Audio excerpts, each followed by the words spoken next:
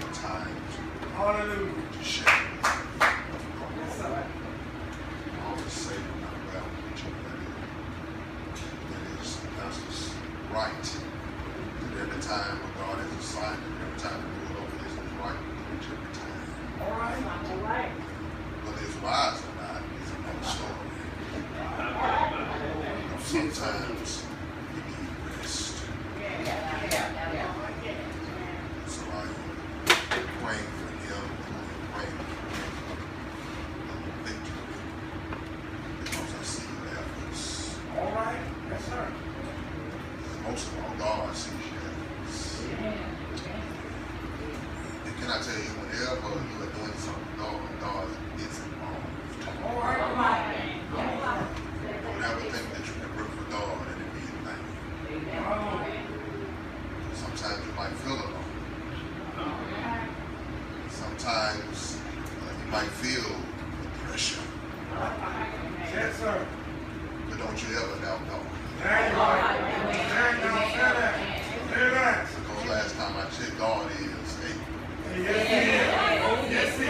All right. Yes, he is. And if God can keep this earth intact, surely he'll keep you. I preach in the name of Lord and Savior, Jesus Christ. I'm not one to go on and on. I like to get in the Word. That's what I'm here for. I want to say thank those that are with me. See my dad walking here. I'm glad to see him. Amen. Deacon Brown over there. Sardis. Thank God. Most of all, that's my father. Brother is here. Members, cousins, sisters here. Some children in the back. My wife is not here. She's at work. Sometimes duty calls. They're not happy about it, but they're thankful. Sometimes you can have nowhere to go. There are some people that don't have anywhere to call. Thank God for the piece of job that you do. It's God's way of providing. I want to look at a passage. I understand now why God would have me to preach this. Evidently, I know where I sometimes talk. I'm talking today in order to stay close. Y'all in here, you don't have to talk to somebody every day. Talk to somebody every day, you tend to have a while rub each other the wrong way. Sometimes in order to stay friends,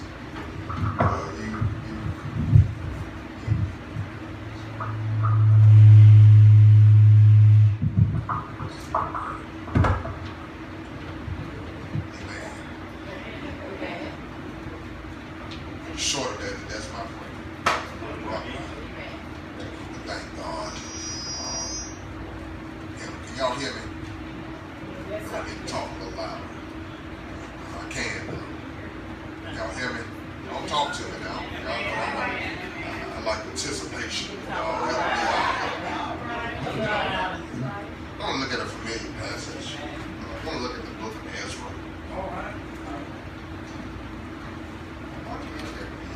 Third chapter. Look at the third chapter.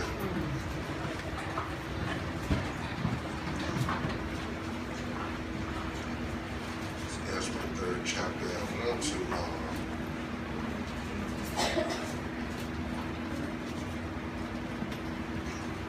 want to begin in verse 12. I'm going to use this whole chapter. For the sake of time, can I read these two verses? Verses 12 and 13. You have to say amen. Amen. It is the way to say wait. We'll do just that. It's Ezra, the third chapter,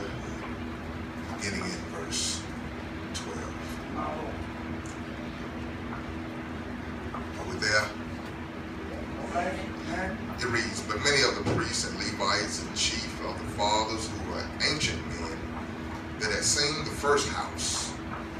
When the foundation of this house was laid before their eyes, wept with a loud voice. And many shouted aloud for joy, so that the people could not discern the noise of the shout of joy from the noise of the weeping of the people. For the people shouted with a loud shout, and the noise was heard afar off. You may be seated.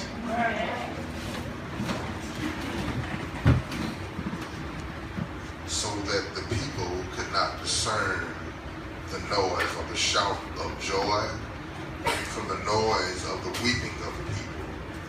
For the people shouted with a loud shout, and the noise was heard afar off. I want to simply preach about from this question, what's that noise? Don't mind when you look at your neighbor and ask them the question, what's that noise?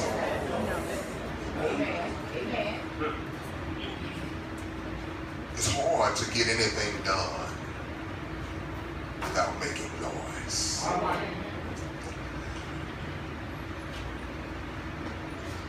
Any construction site that you go on, you're going to hear some noise. If we are clear here today, the church should be a place of noise. He just read it, make a joyful noise unto the Lord. That's why sometimes when I go certain places I have to scratch my head because I wonder why the church is so quiet. The church is a place where we make noise. But can I tell you that the noise that we make is a constructive noise? We don't just make noise to make noise, but it's a joyful noise. It's a constructive noise. It's a noise that is reverence to God. We've got to make some noise. And when we make noise, others will wonder, what's that noise? And although they can't discern between what is going on, we understand what the noise is all about.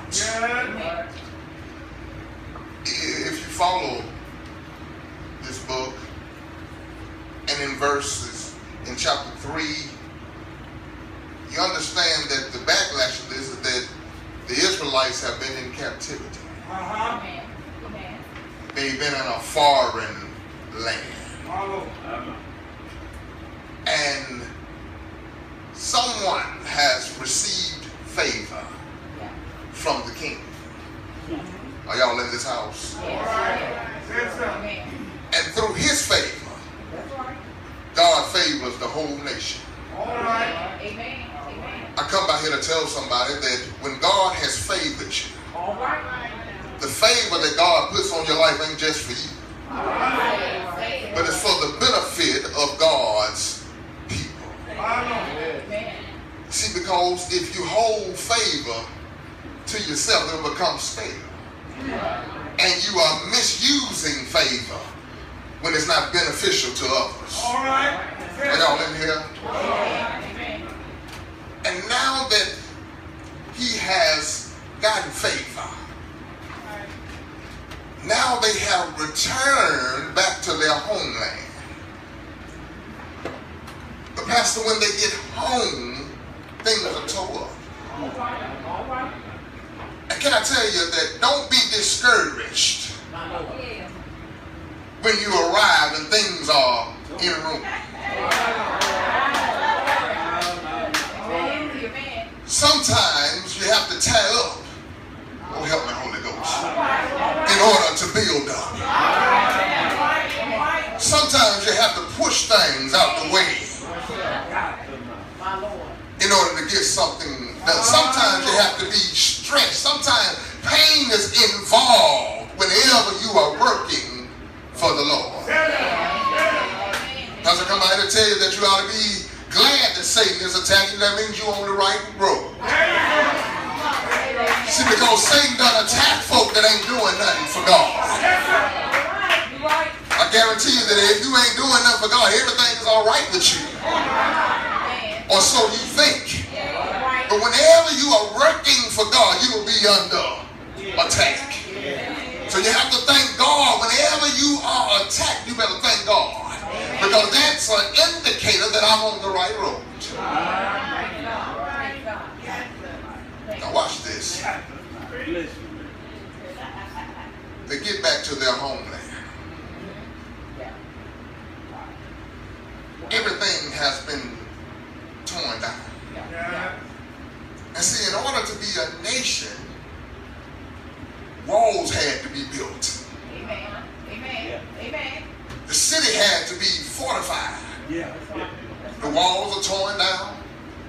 The temple has been burned down.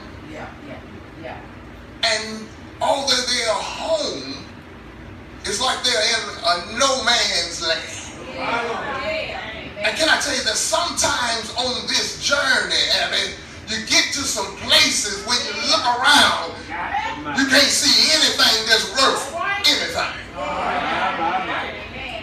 But I come by here to serve notice on Satan that don't you give up the fight.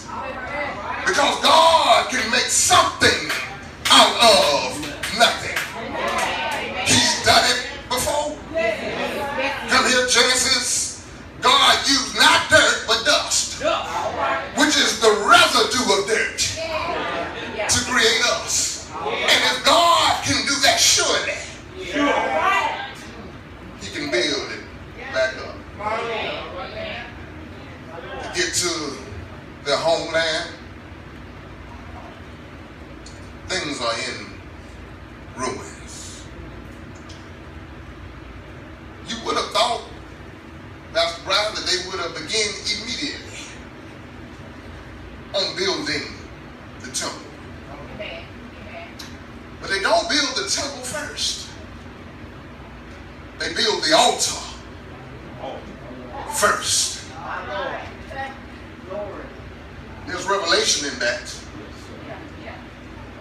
It's because there can be no temple without an altar. But there can be an altar without a temple. Are y'all in here? And they build the altar first. Come out here to tell somebody, see, there are certain steps to doing things. And before you can do anything for God, there's got to be an altar first.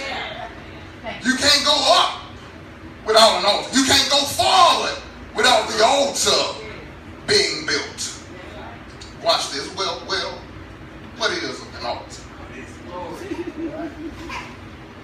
In the Hebrew, it means slaughter. In the Greek, it means sacrifice. Can I tell you that you can never do nothing for God without going by the altar? If you look at the old design of the temple, you can get to the temple until you went by the altar. Yes, sir, man. And can I tell you that that's a lot of the problem with churches today, is that they are building buildings, but there's no altar. Have beautiful places, but the place is really dead because there is no altar. They're going Sunday after Sunday, but lives are not being changed because there's no altar. Our children are dying in the streets because there's no altar. Folks are going with folks they shouldn't go with and trying to put things together that really don't go together because there's no altar. I come out here to tell somebody that you need an altar.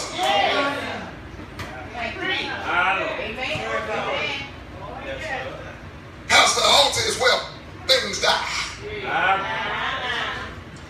Yes.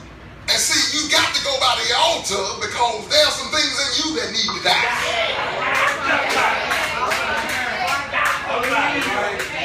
And ain't no need of trying to build nothing with no dead weight. Because dead weight don't do nothing but hold you back. Throwing off every weight and the sin that so easily besets us. Got to go by the altar.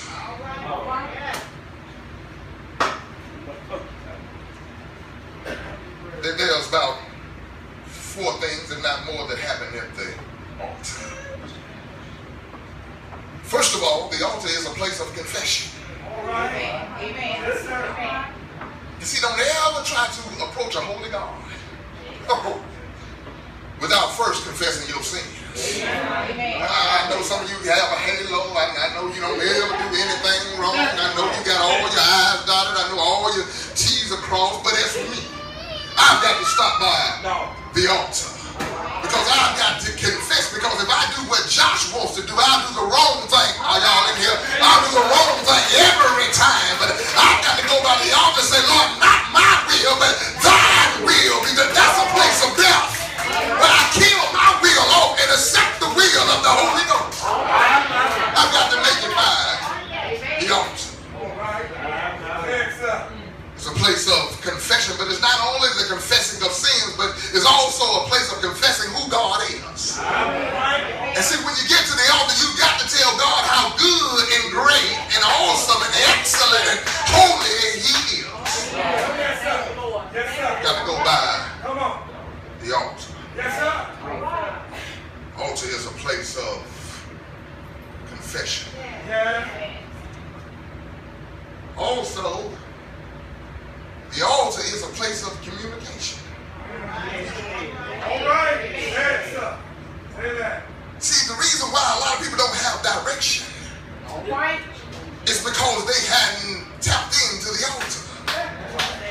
And whenever you wanted an audience with God, you had to go to the altar in order to communicate with God. And a lot of times when you can hear anything from God, you got to go by the altar and lay everything before God. And then wait on His answer. Are y'all in this house? It's a place of communication where humanity communicates with divinity. Yeah. Come on, man. Come on. Got to go by the altar. Not only is the altar a place of confession, a place of communication, but it's a place of change. Yeah. All right. Because, well, sometimes I've been by the altar and God changed my mind. Sometimes I went by the altar, God changed my direction. Sometimes when I went by the altar, God changed my perspective. And can I tell you that when you go by the altar, God will clear things up for you. Yes, God is not a God of confusion, but He's a God of clarity. And when you go by the altar, you'll get a clear perspective. It might not seem wise to you, but it's wise to God. It might not be the way you would do things, but God's way is the best way. Your way might be good, but God's way is the best way. Preach, man. Preach.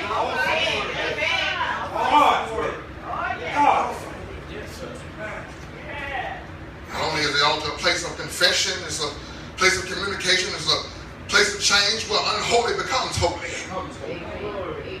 Anybody been by the altar? Y'all ain't talking. I don't know about you, but I'm holy. I might not always act holy, but I'm holy. And the reason I'm holy is not predicated upon my actions, but it's predicated upon the actions that Jesus brought. Are y'all in there? That's the Bible. And when I went by the altar, an unholy thing became a holy thing. That's shouting ground right there for me. Not only is it a place of confession, a place of communication, a place of change, but it's a place of commemoration. If you follow the Bible, whenever God had did something for the people of God, they put an altar there. So that when their children's children came by and said, "What is this?" they could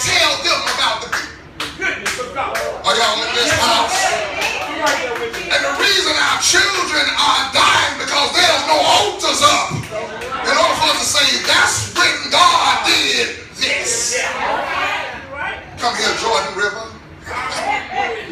All right. When he told, then he said, place it so that when they come by, they can ask. Yes. And that's why we don't get to tell our children how we made it over and how we're making it over, because there's a lack of altars being built.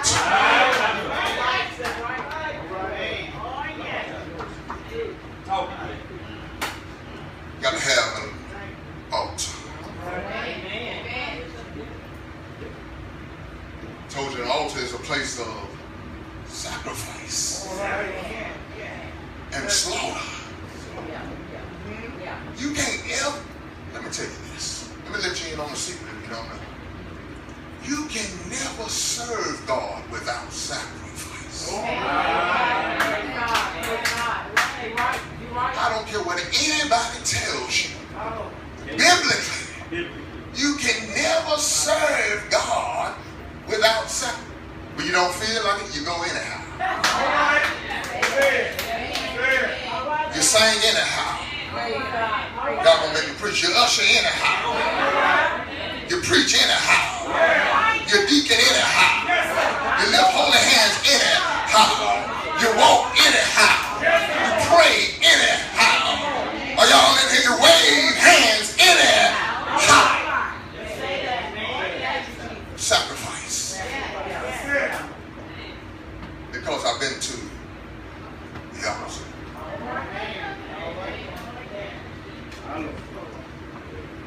See, the problem is not in the building.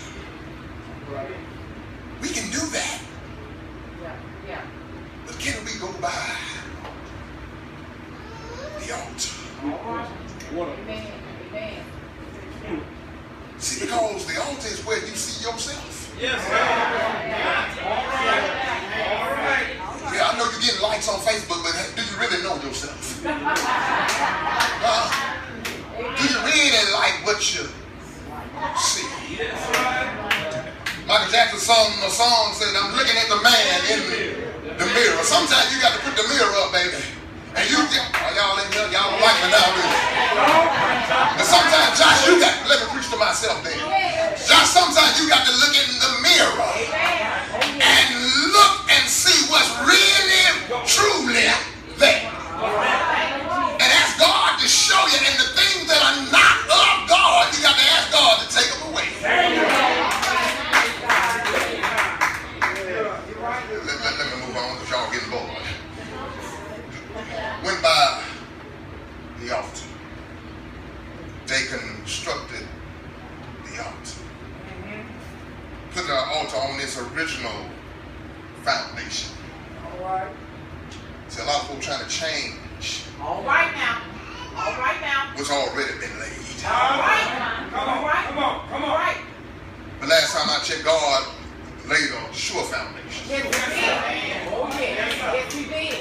And what he laid, he don't need anybody to correct. Because how can you correct right? Y'all in this house? How can you correct holy? How can you do that?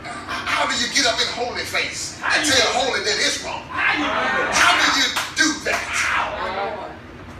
But can I tell you that the world is telling God that he's wrong? They're telling God that he's wrong for what he has put in place and what he has instituted as righteous. They're saying, God, you wrong. But thank God for the church. Because although they are saying that, the church is still making noise. The true church of the living Jesus Christ is still making noise. And the world is wondering, what is that noise? Go by the altar. Said a word about altar, but let me talk about assignments. Look at verse 6. And you've got to realize that they have been back in their homeland now 2 years and 2 months. Sometimes, yeah. They went there. Are y'all in here? Yes. They went there to rebuild the temple and to rebuild their city. But they've already been there 2 months. All right. We showed up, but ain't nothing happened yet. Come on. And see, that's where a lot of us get lost at right there. I've had to be careful because sometimes when you don't see anything happening, mama. Oh, help me, Holy Ghost. I know what I'm talking about. We don't see anything happening and everything is tore up. You'll give up the fight before you get the victory. Watch this. One of the first things, they've been there 2 years and 2 months. Can I tell you that sometimes God puts you on pause? Help me, Holy Ghost. And sometimes people get discouraged in the pause. But can I tell you, biblically, a pause is supposed to be there. Look in Psalms. Y'all know that word? It means pause. Or parade. Sometimes, see, you don't give up the march. But sometimes before you can march forward, bro, you got to march in place. Are y'all in here? See, because sometimes God want to really know if you really had your attention on you, really there. Sometimes you just got to keep on marching. Although you ain't going nowhere, and it seems like folks are passing you by. It seems like everything is going good with everybody else. Seems like everybody else is going. You got to just keep on marching in place. Folks are regular telling you by. Folks are regular celebrating, but you're still marching in place. And sometimes that's what God puts you to march in place.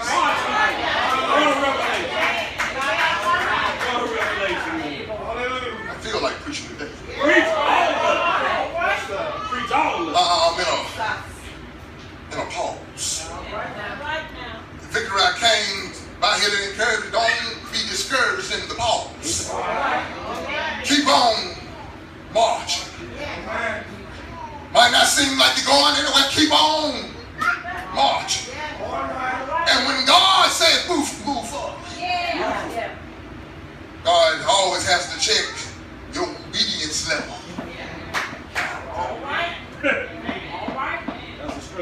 You see, in that pause, if you are faithful, that's where God proves Satan wrong. Oh, yes, he does. And can I tell you that God loves to use us to prove Satan wrong? He did it with Job. He said, God, does Job worship you for naught? He said the only reason he's worshiping you is because he's been blessed. But can I tell you that sometimes you got to praise God in the ruins? Are y'all in this house? Sometimes when your life is tore up, you got to still praise Him. When your children are acting a fool, you still got to praise God. When your marriage is about to break up, you still got to praise God. When your money looks funny, you still got to praise God. When folks are against you, you still have to praise God. Oh, yes, you do.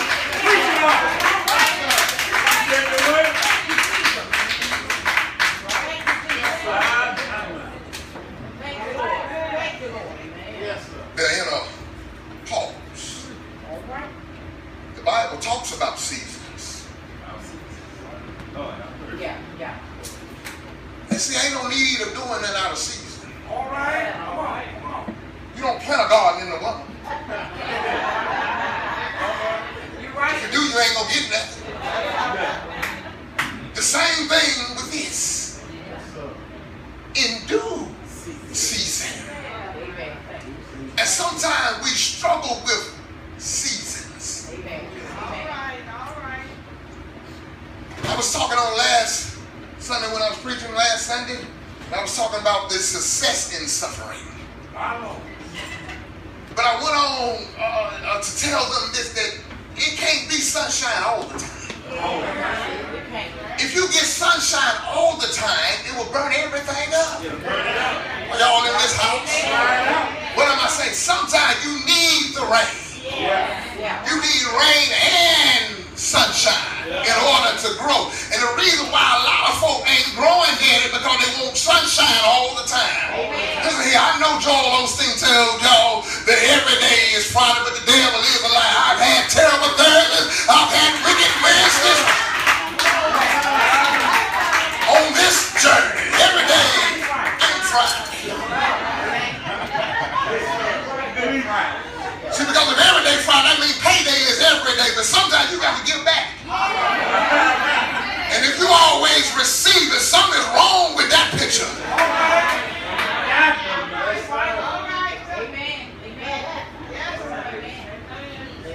Assignment.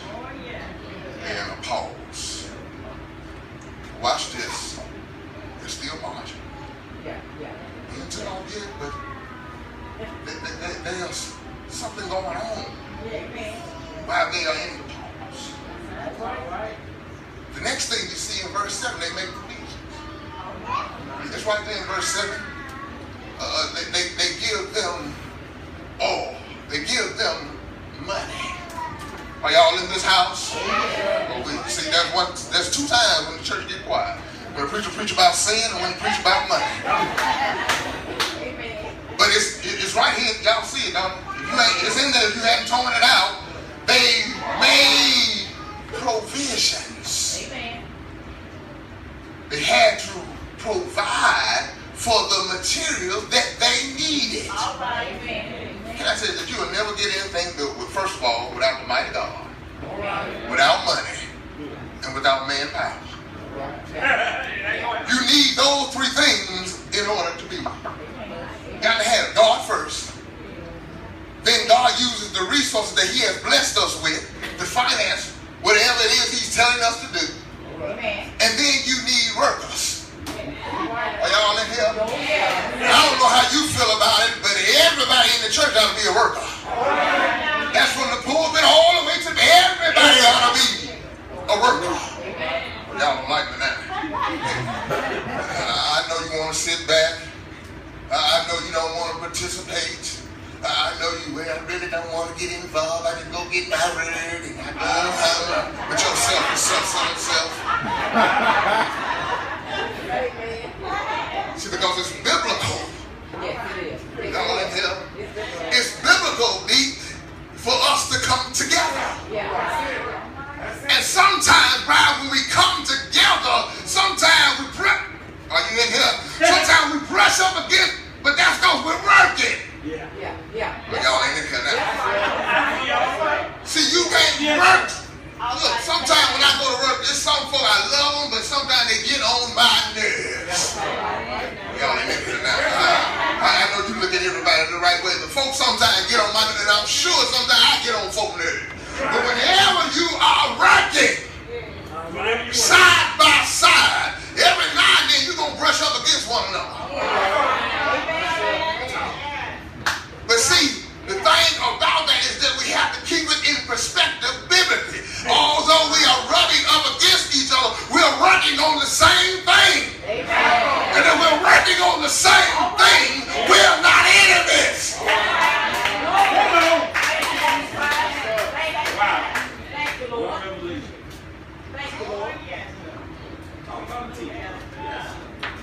In a pause. They made provisions in verse 7.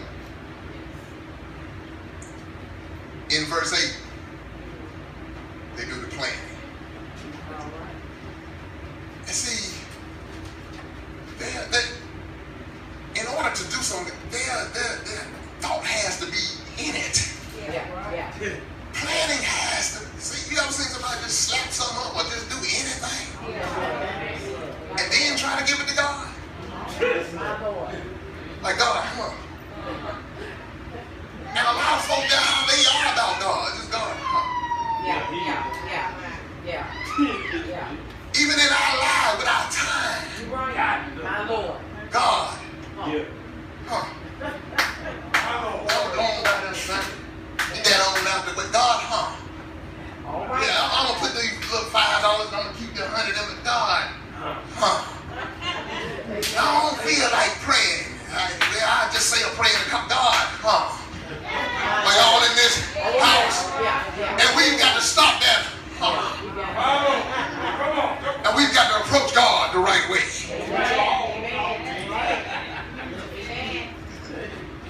They make assignments. Where they're in a pause, there is provision, there is planning, and they put people in place. Jesus Christ. Yeah. And can I tell you, got to man your post. Amen. Because if you try to man my post, that means your post is in detriment. See, because while you're trying to watch my post, who's watching yours? If you're trying to do my job, then who's doing yours? And I come out here to tell everybody got a post to be at. And can I tell you that get on your post? If you left it, then look, don't worry about being embarrassed. Just tip yourself back to your post. And I guarantee you, if you go to your post, everything will stand up. You can't build a house without posts, because that's what holds it up. You have the foundation, then you have the post, then you have the top. And the reason why a lot of churches are falling loose because folk don't want to man their post. Get on your post. What I look like trying to be my children's mother. They got a mama. I'm there. Let me man my post. See, my post might not be, come here, little sweetie weedy. That ain't my post. That's their mama's post. My post is, if you don't get your behind in there, y'all in this house, that's my post.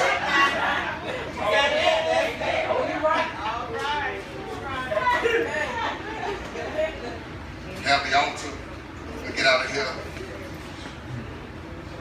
have the assignment. And lastly, they have the activity.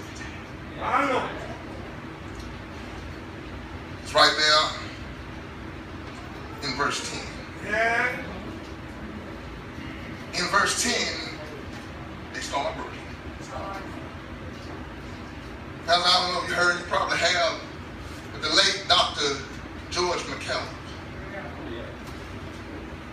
wrote some books. One is The Sin in the House, but the one I'm referencing to today is Breaking the Huddle. Yeah, got it. Yes, sir. Ready? I told you they man and they plan. But at some point, you got to break the huddle. If you don't ever break the huddle, no plays will be ran. Nothing will get done. What are you saying? You got a whole lot of players. All they do is meet about this, meet about that. And see, that's me and Brian talk about that all the time. I'm sick of church folk. All they want to do is meet. I'm sick of preachers that always just want to meet. I'm sick of all of that mess. I'm ready to go to work. Doing all of this meeting and nothing ever gets done. We bypassing a dying world going to a meeting.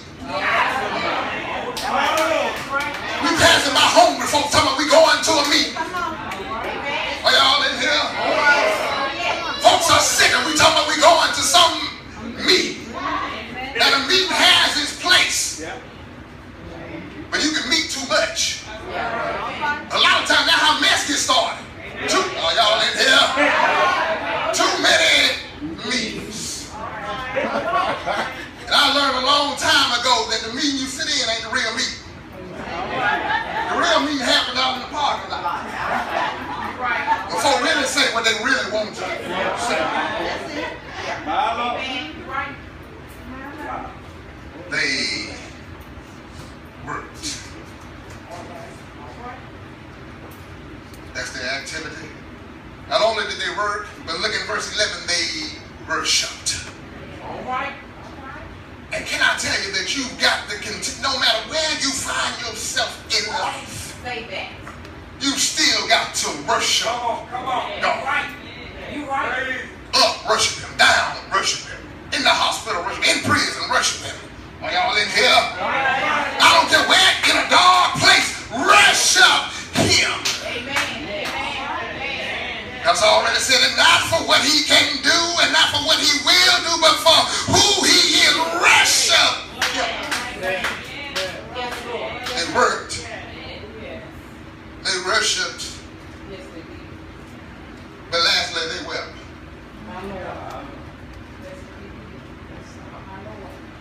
Some cried. Because you got to Some of them haven't been home. The last time they seen the temple was about 50 years ago. And they remember the splendor of the old temple. Amen. Amen. Amen. And when they seen how inferior the foundation, this new foundation relay, how inferior it was to the old. Are y'all in this house? They begin to weep. All right. They said, this don't look as good as what we used to have. This is not as big as what we used to have.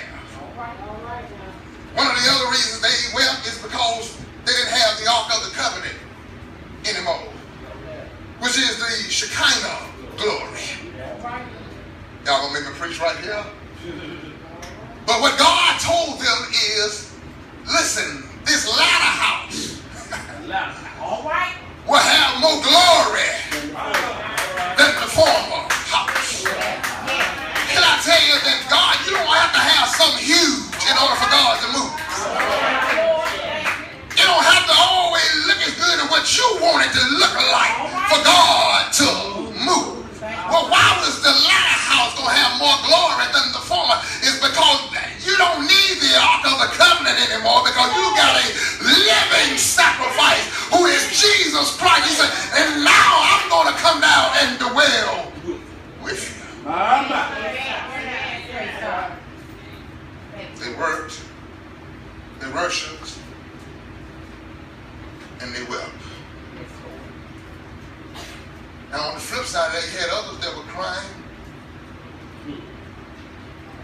because they had never seen the temple. Never been to the temple.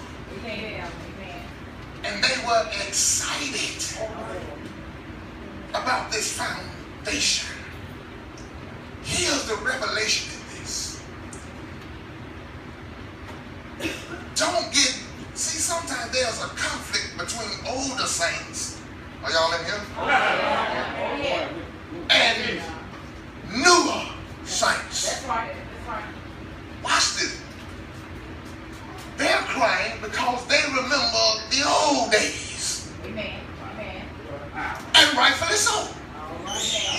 They're not wrong. Are y'all in here? Oh, yeah. All right.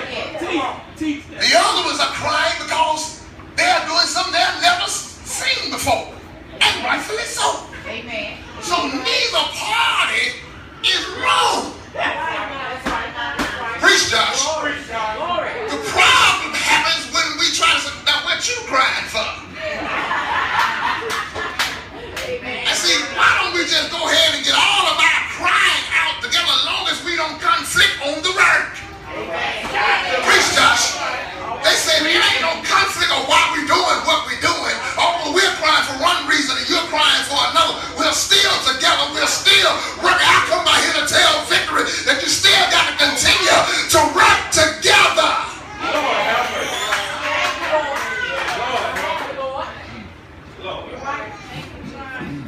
If y'all told you got to have an altar, there's got to be an assignment, and there's got to be some activity. All right. Well, can I tell you that Jesus was not exempt from this? All right. Jesus built an altar. Uh-huh. Are y'all in this house? Yeah. Yes. Well, Josh, what was that altar? That altar was the old rugged cross. All right. Where he made the ultimate sacrifice. Yes. I told you at the altar, it means slaughter. Yes, sir. It means sacrifice. Yes, sir. That's Can I tell you that Jesus was slaughtered? Well, Josh, why was he slaughtered? He was slaughtered for you and for me. And I've got to thank him right here because it could have been me. Yes, sir. But he stepped in. Pastor Adam took my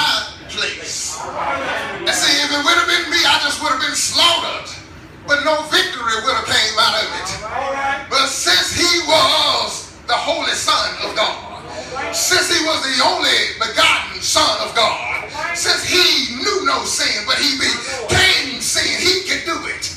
Are y'all in this house? Oh, yeah. On Friday, My Lord. he built an altar. All right. I can see him with the crown of thorns around us, and he built the altar.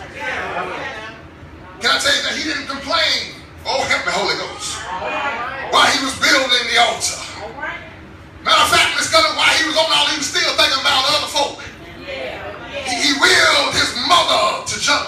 And willed John to him. He was still thinking about other folk making a sacrifice on this altar. He still thought about a thief that was next to him and saying, this day thou should be in paradise. He was on the altar. Oh, Friday. And then he said, it is finished. Gave up the ghost. Shined him in a borrowed tomb. Seemed like it over, don't it? There's the pause. There's the pause. But can I tell you, while they were counting Jesus out, there was something going on. He was down there wrestling. Oh, help me, Holy Ghost. Wrestling the keys from Satan. He was down there setting the captivity captive. There was something going on, Reverend, in the pause. He's still miscutting marching in place. But here comes the activity. Sunday morning. He got his marching orders to step out of the grave and throw off of his grave clothes, and he stepped down with all power in heaven and earth in his hand. That's his work. Can I tell you that he's still working right now? He said, I go. Yeah, to prepare a place for you. That where I am, you may be also. I like what Dr. Hammond said. He said that when Jesus came out of the grave, he said in Hebrew culture, whenever you were sitting at the table and you were eating, if you were done, you would take your napkin and just throw it on the table. It means that I'm done. But watch this. When Jesus, All right. oh help me, Holy Ghost. When Jesus took off his grave clothes, he took time. Yes, he did. Yes, he did. Thank you, Lord. Jesus. Oh, yes. Dear Lord, thank you. Yes. To fold it up. All right. In Hebrew culture, whenever you folded it up, means that I'm not through yet.